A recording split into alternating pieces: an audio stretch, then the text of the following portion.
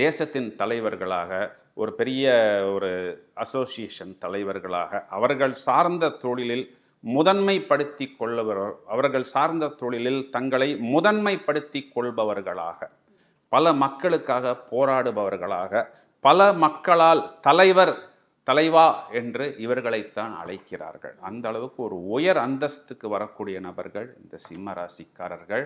இந்த பாக்கியஸ்தானமே இவர்களுக்கு பாதகஸ்தானமாக வருவதனால் இவர்களுடைய ஒவ்வொரு பாக்கியம், பெயர், புகழ், அந்தஸ்து ஒவ்வொன்றும் வரும் பொழுது அதற்கு அந்த எதிர்ப்புகளை இவர்கள் அதிகம் சந்தித்தாலும், எதிரிகள் எவராக இருந்தாலும் அவற்றை தெறிக்கவிடக்கூடிய ஆற்றல் என்பது சிம்ம ராசிக்காரர்களுக்கு உண்டு. இறுதி வெற்றி என்பதை இவர்கள் பெறுவார்கள். ஆரம்பத்தில் ஒரு தோல்வி வந்தாலும், அதன் மூலம் ஒரு வம்பு வழக்கு வந்தாலும், அது இவர்கள் மற்றவர்களுக்கு உதவி செய்து தான், அந்த ஹெல்ப் பண்ணி தான் அந்த பிரச்சனை வந்தாலும் இறுதி வெற்றியை சிம்ம ராசிக்காரர்கள் அடைவார்கள்.